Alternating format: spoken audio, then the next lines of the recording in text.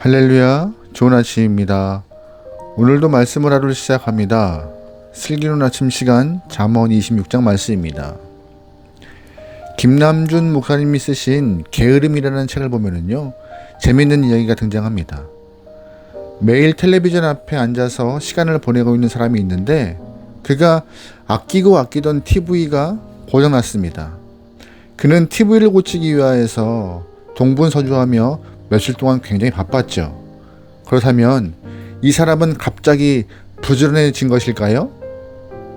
그는 부지런해진 것이 아니라 게으른 생활을 유지하기 위하여서 TV를 고친 것입니다. 다른 예를 들어보겠습니다. 성실하게 자기 일을 하는 사람이 있었는데 그가 잠시 쉼을 얻기 위하여서 한 3, 4일 정도 휴가를 가졌습니다. 그럼 휴가 기간 동안에 일을 하지 않는다고 해서 그가 게을러진 것일까요? 아닙니다. 그는 여전히 부지런하고 성실한 사람입니다. 성실한 사람이 성실함을 잃지 않기 위해 휴가라는 방법을 이용한 것 뿐이죠. 여러분은 게으른 사람인가요? 아니면 성실한 사람이신가요? 이왕이면 이 슬기로운 아침 시간을 듣는 모든 분들은 성실함으로 무장하여 하나님을 기쁘게 할 수 있게 소망합니다. 오늘 잠언 말씀에서는 게으른 사람은 어떤 사람이고 게으르지 말아야 될 이유와 또한 게으른 사람의 유형에 대해서 말하고 있습니다. 특별히 오늘 이 슬기로운 아침 시간을 통하여서 게으른 사람은 어떤 유형인가를 살펴보면서 우리의 삶을 돌아보며 고쳐야 할 것이 있다면 말씀에 근거하여서 고쳐나갈 수 있게 소망합니다. 아멘.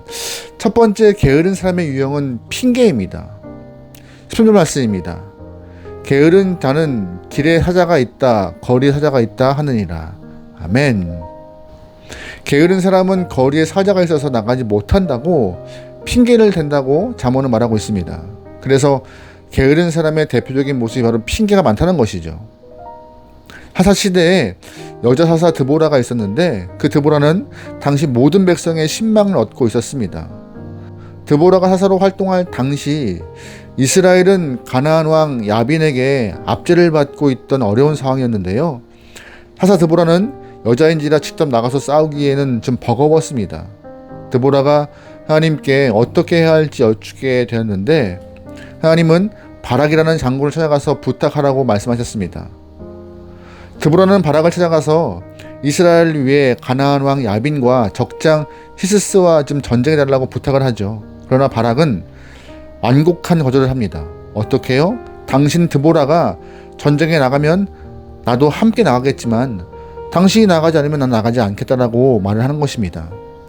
사실 바락도 여자의 몸으로 직접 전투에 나간다는 것이 힘겨움을 알고 있었지만 이렇게 말하는 것은 가지 않겠다라는 것을 의미하고 있던 것이잖아요. 그런데 드보라가 그 자리에서 내가 너와 함께 전쟁에 나가겠다라고 선포합니다. 그러면서 이어지는 말은 너는 이 전쟁을 통하여서 영광을 얻지 못할 것이다라고 말을 맺죠. 무슨 뜻이에요? 드보라가 한 말은 바락 네가 전쟁에 나가서 고생은 고생대로 하겠지만 하나님이 너에게 주실 영광을 차지하지 못할 것이다라는 말을 하고 있는 것이었습니다. 결국 드보라와 바락은 함께 전쟁에 나갑니다.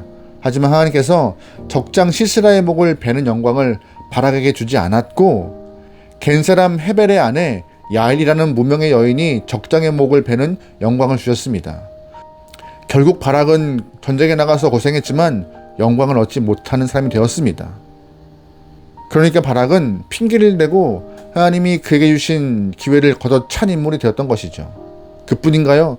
받을 수 있는 영광을 얻지 못하는 어리석고 미련하고 게으른 사람이 바로 바락이었던 것입니다. 하나님께서 바락과 같이 우리에게 삶의 기회를 주셨을 때 핑계대며 게으른 모습으로 굴러온 복을 발로 차는 어리석은 영혼이 없길 소망합니다. 아멘. 두 번째 게으름의 다른 유형은 뭘까요? 바로 움직이지 않는 것입니다. 10절 말씀입니다. 문짝이 돌적이를 따라서 도는 것 같이 게으른 자는 침상에서 도느니라.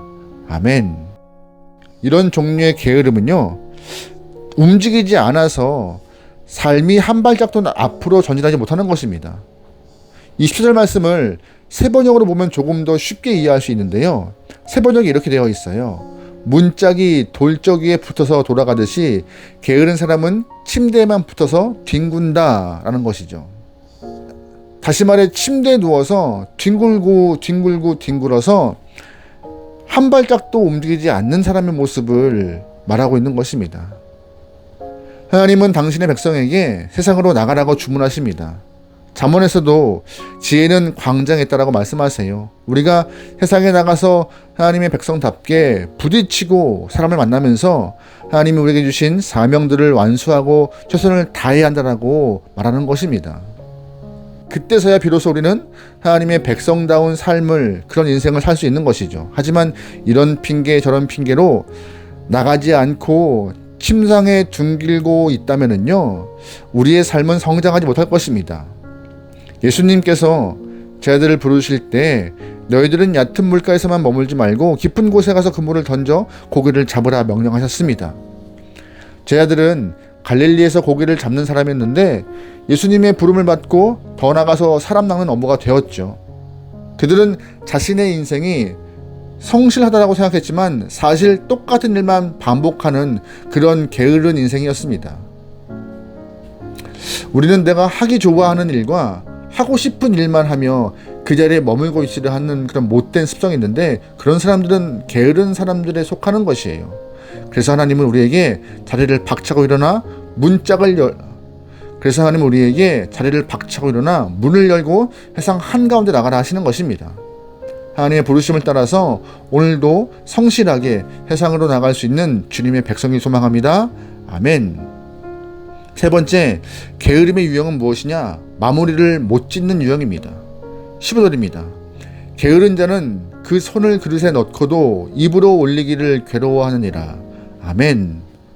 그릇에 음식이 있음에도 불구하고 그 음식을 떠서 입에 넣기를 괴로워하는 사람인데, 이런 사람은 어떤 사람일까요? 음식을 다 만들어 놓고도 입에 넣기를 싫어하는, 마무리를 짓지 못하는 사람이라는 것입니다. 그들도 역시 게으른 사람인 것이죠. 성실한 사람은 끝까지 매듭을 잘 짓는 사람입니다. 그런 사람이 하나님의 사랑을 받을 수 있는 것이고요. 자신에게 맡겨진 사명을 잘 감당하지 못하면요, 시작하지 않는 것과 매한가지인 것입니다.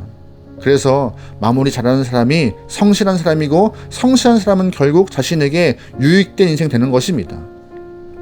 네 번째 게으름의 유형은 생각하기를 싫어하는 모습입니다.